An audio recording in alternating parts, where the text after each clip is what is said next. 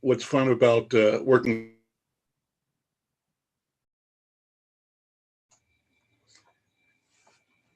Okay. We are going live now. I'm Al McFarlane. Welcome to Conversations with Al McFarlane. Today I continue in the December special series of conversations connecting with individuals, agencies, organizations, politicians, neighborhood people who have a common commitment to protect our communities, particularly during the COVID-19 pandemic. I reached out to the state of Minnesota, the Department of Health, and asked for their support in allowing Insight News and this program, Conversations with Al McFarlane, to create a series of town halls where we engage leaders in community about the challenges they experience and the solutions that they are bringing from within the community to help our communities navigate towards health, sustainability, and in ways that mitigate the impact of the COVID-19 and other pandemics we face. So I'm pleased to have today Sharon Day, and Sharon Day is a phenomenal guest. She is the head of the Indigenous, let me get the right name here, I've got my notes, Indigenous Peoples Task Force. And I'm going to sort of read or paraphrase from my sheet here. Sharon M. Day is Executive Director of Indigenous Peoples Task Force. She's an Ojibwe and she's enrolled in the Boy Fort Band of Ojibwe. She is a second degree MDiwan, and she'll explain what that is momentarily. She served as the executive director of the task force since 1990. She's also a grandmother, an artist, a musician, and a writer. She's one of the founders of the Indigenous Peoples Task Force, which is formerly known as the American Indian AIDS Task Force. The Indigenous Peoples Task Force began as a volunteer organization in 1987 with all the work performed by the board of directors. In September of '88, the organization hired its first staff. Ms. Day was hired as the executive director in May 1990 and has served in that capacity since then. In 1998, the MDiwan were called, and correct me if I'm saying that wrong, I will get it right before we're done, Sharon. The MDiwan were called to help the Mendota Dakota people save a spring that is sacred to the Dakota. There was a road built 200 feet from the spring.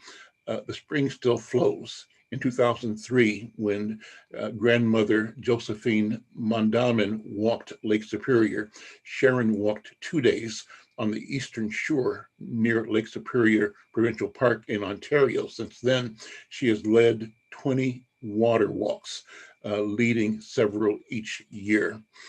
She is the editor of the anthology Sing, Whisper, Shout, Pray, Feminist Visions for a Just World, which is published by Edgework Books in 2000. She's written several plays for the Ikitawan Acting Ensemble and Pangea World Theater. Some of her music is recorded on the CD entitled Nibi Walk River Songs. She has received numerous awards, including the Resourceful Women's Award, the Gisela Kanapka Award, BIHA's Women of Color Award, the National Native American AIDS Prevention Resource Center's Red Ribbon Award, the Alston Bannerman Sabbatical Award, and the Spirit Aligned Legacy Fellowship for 3 years. She's been named as one of the 100 best loved women by Yes Magazine, and the governor of the state of Minnesota and the mayors of both Minneapolis and St. Paul in November of 1998, on November 10th, as a matter of fact, named that day the Sharon M. Day Day. Wow, what a wonderful story. So Sharon, so glad to have you here, and thank you so much for what you do. Unmute your mic for me so that we can bring your voice in. But thank you, first of all. Let me just be grateful, demonstrate gratitude for what you do and what is known, what I'm learning about your work and about your obviously your resilience and power and clarity and conviction to keep moving. So just let me throw it out to you first of all. I raised the question about MD1, and I said I would ask you what that is. Talk about that first of all, then we'll talk about COVID-19. Okay. Well, thanks, Al, for having me today. And, you're reading all that introduction. I was thinking, not bad for a kid who grew up without electricity and running water. And the little kid of 13 kids, not bad. The Medewan is the spiritual path of the Ojibwe people, and in English, it translates into the Grand Medicine Society. And so we are the people who study and learn to work with natural medicines and the songs and our rich history. Okay, and you mentioned the story about the creek. Explain why that was so important, because I remember that protest. I remember the controversy. Talk about that, if you would. Yeah, that spring, Camp Coldwater Spring, the Dakota people say that's one of their places of Genesis, one of the places they came into the world.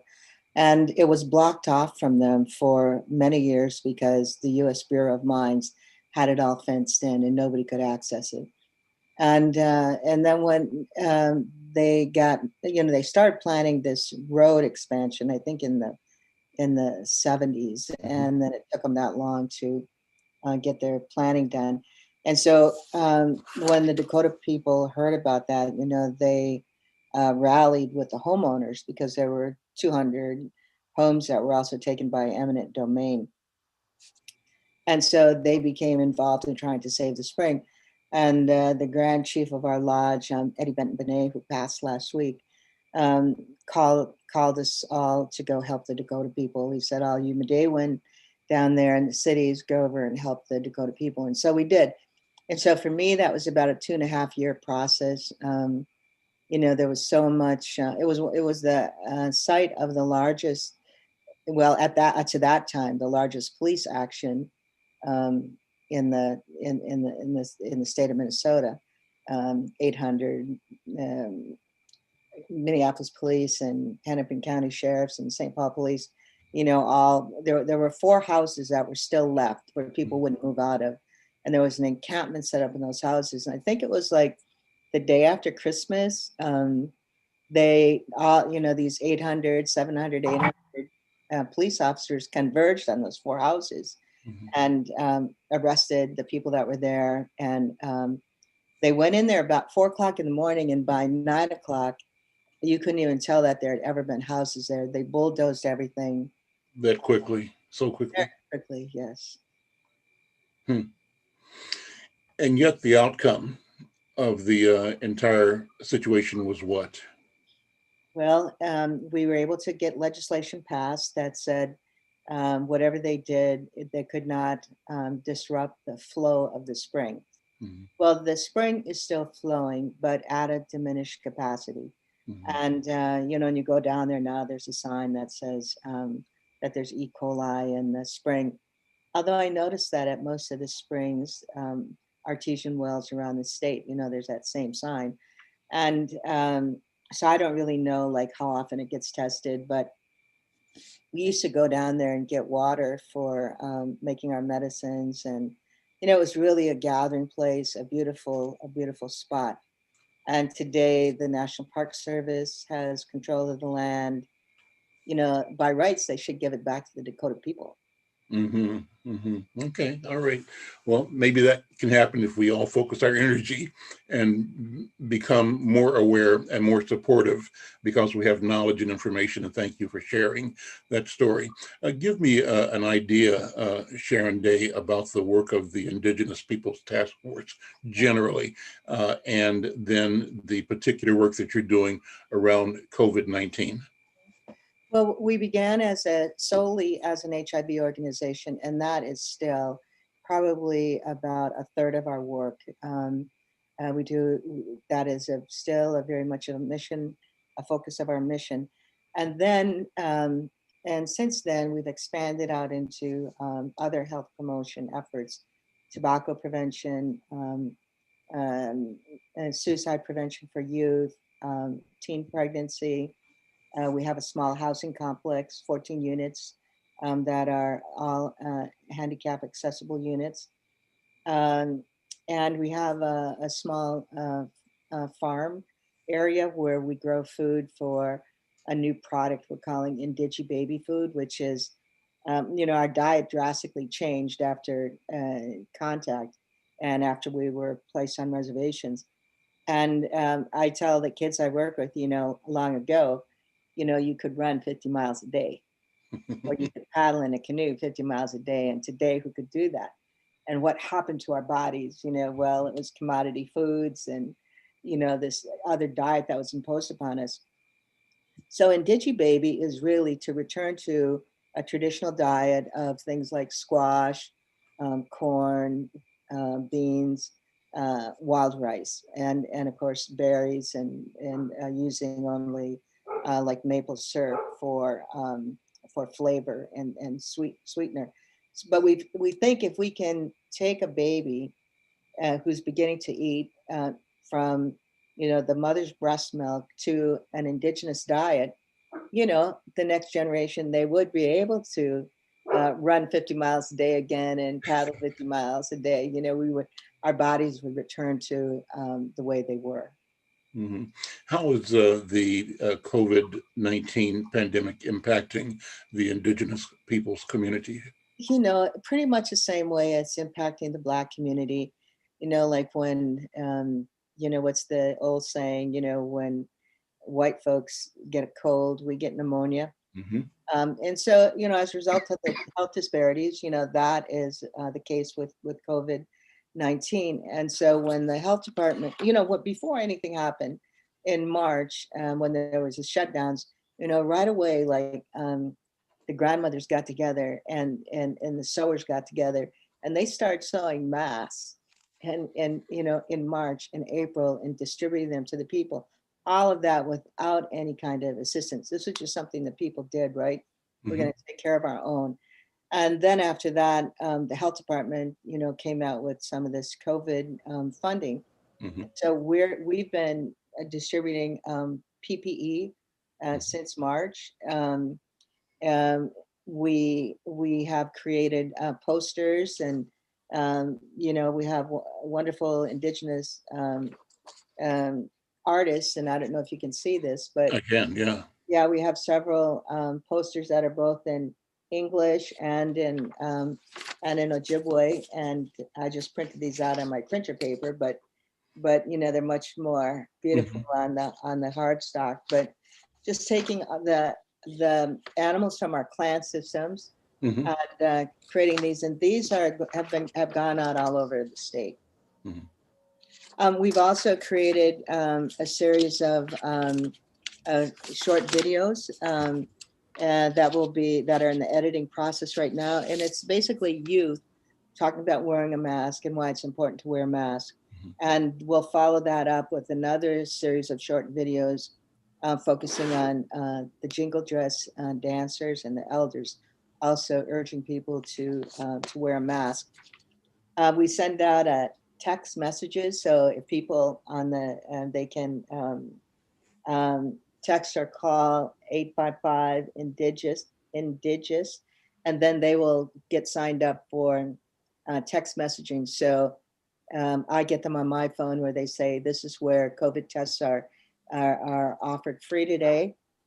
We're in partnership with Native American Community Clinic and Indian Health Board Clinic, where we're providing some incentives for people to go and get tested.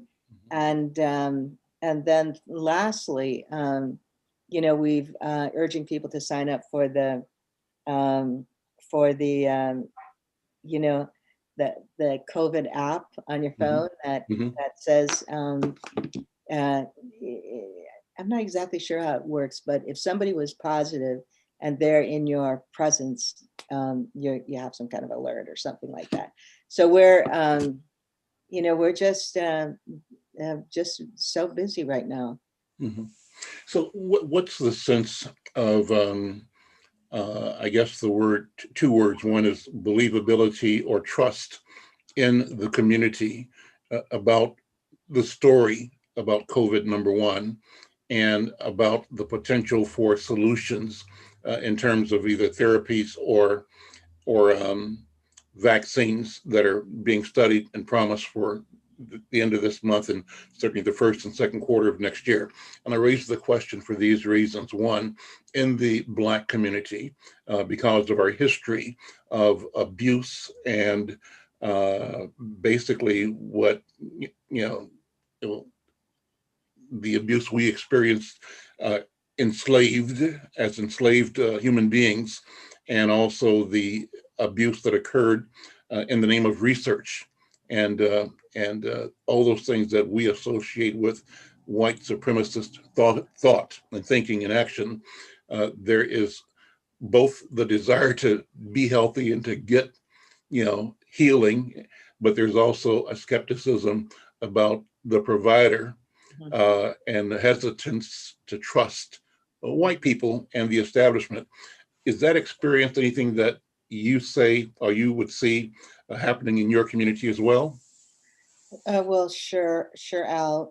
We have, and prior to contact, their estimates are that there were 50 million of us in North, Central, and South America. And, at the turn of the 1900s, there was only like 1 million of us left in what's within the United States. And so many of our population, whole tribes were wiped out by, the illnesses that were brought with, Europeans brought with them that we had no immunity for because we'd never experienced them, things like smallpox and so right now I'm writing a play with the youth, and it's called Invisible Shadows. And it's about, the COVID experience as well as George Floyd, the uprising and what happened there. And so, there's a piece in the play where we talk about, the kids talk about, the beginning of March, some of the youth who were in St. Paul, they were excited because the St. Paul school system was going to go on strike. And, so they were talking to each other and they're like, yeah, yes, to a strike. Sure. And one of them was going to graduate. And he said, well, I hope not too long because I want to graduate. Right. And there's the prom and the all night party. And then a couple of weeks later, by the end of March, the governor had shut down everything. And by that time, they were already saying, man, I wish I could go to school. I wish I could do this, and so the youth are talking to each other and they're talking about COVID and one of them says to the other one, but our people have dealt with, these epidemics. We're survivors. And another one says, yes, but today, there's antibiotics and there's all this medicine and the other kid says, but this is a virus and antibiotics don't work. Well, what did they do a long time ago? And so they tell the story then about a woman in Montana who, the first wave of smallpox came through and wiped out, entire villages, and she survived. And now she's a grandmother. And there were some soldiers that came down through Canada into another excursion into Montana, and we brought the smallpox with them again. And so people were dying. And what she did was she took some of the scabs off of the people who were sick and dying, and she boiled them in water. And then she gave this to the grandchildren to drink. And the kids are like, oh, Sure. But it was a form of a vaccination. Wow. And they survived. And so our people have always known, observed, and this grandmother saw what had happened before, and how was she going to save her grandchildren? So, there are a lot of medicines that we use that are natural medicines that we take to try to stay healthy. And but I will say when that vaccination is available, I don't want to be in front of any of the healthcare workers or Hmm. any of the people older than me, but when it's my turn, I'm going to take it. Hmm. I'm going to urge my family to take it Hmm. because this is not, if it was just targeting us, Hmm. I would be skeptical. Right. But this is a global pandemic, uh, and people in our community, we need to be survivors. That's right. So we gotta. I'll be there. Okay, well, and I will as well. This is great. So, yeah, talk about the relationship between the Black and the um, Native community or the Indigenous community here in Minnesota in your lifetime. I'm just curious what stories there are about the good, the bad, the indifferent in terms of our communities cohabitating. Al, when I was a young woman, not much more than a juvenile delinquent myself, I used to work in Ramsey County uh, juvenile system. And I used to go to kids who were adjudicated delinquent. So I spent a lot of time down in the courthouse. But when you were in the courthouse or a city council or anything back in those days, and you saw, a Black person, when you met each other, there was that nod, Hmm. you know, um, hello, like I got you, there was that I kind see of you. Yeah. support. And and I see, and then I think we went through a period of time where there was some differences, I'll say. Hmm. I was just a young woman when the American Indian movement began, and I was involved with that, and I think there was some coalition building at that time. Hmm. And then some things, began to happen. There was I think, some moving away.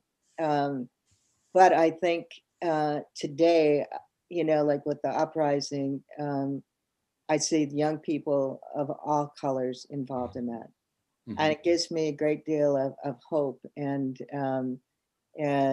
you know, and one of the things that we try to impress upon our youth is, um, if Black lives matter, then my life matters.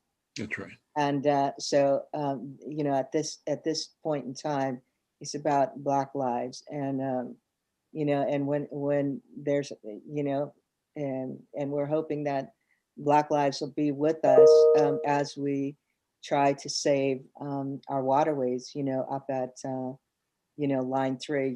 What you got, Winona LaDuke and Representative Mary Kunish Podine and some other leaders who are up there. I wish I could be with them, Hmm. but can't right now. Take a minute and educate us about the Line 3 challenge, because I want people to know exactly what you mean and also what they can do to line up on the right side, and that's the side of the people. Yeah. So, we don't really need oil anymore. I mean, that's a fact, Hmm. because we have the technology now to work with renewables. And yet, there was a pipeline that went from you know, North Dakota, Canada, and then came through to Lake Superior, right to the port.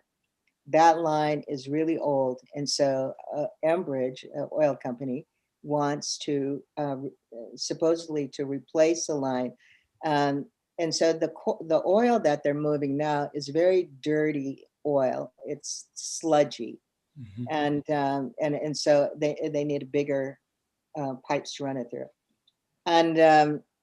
And so that's what they're trying to do. And it's going to cross over many rivers and streams, including the Mississippi River. And then, all those rivers also run into Lake Superior. So what we're trying to do is to stop that line from being built. It's not necessary. We have renewables. All it is to make some money for a foreign oil company. And I'm very sad that Governor Walz has approved this, and people can call his office. They can call the Department of Commerce. Hmm. Um, I think the MPCA is a lost cause. But these other agencies, they should call the commissioner at Department of Commerce or call the governor's office. The issue is presented presently as a fait accompli, as a done deal, because the governor did sign off on it, I think, last week. And I think within hours of it being signed off on, they were moving construction to actually do the building that they were seeking the permits to do. And that gives you, the reporting on it gives you the impression that if it's done, there's nothing you can do about it. So that's what I wanted you to address. Is there still something people can do in protest? There are two, Red Lake and White Earth nations have filed a lawsuit for an injunction to stop. And, when you, and they want it stopped for a couple of reasons, but one having to do with COVID, right? You're bringing in all these workers from outside of Minnesota to converge on this construction site. And in an area, right now, I just read from John Hopkins that, Minnesota, South Dakota, Rhode Island, and I can't remember the other state, we're the top 4 states for COVID right now. Mm-hmm. So you're going to bring in on top of that, all these out-of-state workers. And I can tell you when, and they not only pose a threat in terms of COVID, but when these men come, these man camps that get established, then you can begin to talk about missing and murdered Indian women, and not only missing and murdered Indian women, but all of the rapes and sexual assaults. All that goes along with that, with these man camps, and so it's so dangerous for us for all these reasons. And and I hope that people will call. If I wasn't 69 years old, if I was 10 years younger, like I would be up there right now. Well, people can call the governor, they can call their electeds in Minnesota, and they can reach out to the Pollution Control Agency and the Secretary of Commerce, even the Attorney General, Keith Ellison. Yes. Call them, send them an email, write them a letter, and let them know that you have a concern and you question the value of decisions that have been made so far, and that even this, as you've just said, Sharon Day, is a factor that we should be looking at as we look at COVID-19, the pandemic, and the consequences of that and other things that happen when you create man camps around this construction and bring these workers in, and the impact they'll have on neighborhood families, and the history of missing women, missing children. It's really bigger than just putting down a pipe for more oil that we don't need. Well, listen, you're a playwright. I have a cousin who is a playwright. Do you know Stacy Parshall by any chance? Okay, she's a playwright, but she's Ho-Chunk. And so I figured you guys are in the same theatrical world. You might have contact with her, but she's doing movies and film now as well. Thank you so much for talking with me. Any message for our community about how we can support each other in navigating towards sustainability through COVID-19? You know what? I'm so glad you talked about the connection between COVID-19 and the uprising. Let me ask you to talk more about that, and particularly how I think that is opening up our communities to becoming our own voices, hearing our own voices, and being confident in describing the world from our point of view. So the background is that in the past, when we complained about racism, about institutional racism, about historical misdeeds, we were castigated, and they wanted us to feel like we were wrong, that we had sour grapes, that we were sore losers, and that we should genuflect at the altar of white supremacy, right? And too often we internalized this braggadocio that and this paternalism that white culture imposed on our communities and our families through media, through textbooks, through popular culture. But what I see happening now is that once again, we've been given from the Creator an unfortunate but powerful metaphor for the experience. And that metaphor comes in the story of the George Floyd murder. And all the elements are there that tell a story that we know has happened again and again and again all throughout our history since what you called the contact. Mhm. So now we can speak differently about that. And what's happening is that in part, they cannot deny the voice that we bring. Does that make sense to you? Am I saying it the right way, Sharon Day? Sure. I think that, in this particular piece we're putting together, what I saw happening was, I grew up in the 60s, and, we thought we were going to change the world, and we didn't. And, but when I saw these young people, rising up, and, my grandchildren were out in the streets, uh, and, I just hope they would be safe. But there was no. I want to just make a point that there was no big surge of COVID after the uprising, and that's because people wore masks and took care of Mhm. themselves, right? So, but when we saw that happening, again, people my age, we were kind of on the sidelines. Mhm. Even though many of us had worked all our lives for racial justice Mhm. and but to see these young people was just made me so proud. And then their demands were people were making promises, we're going to do this, we're going to do that.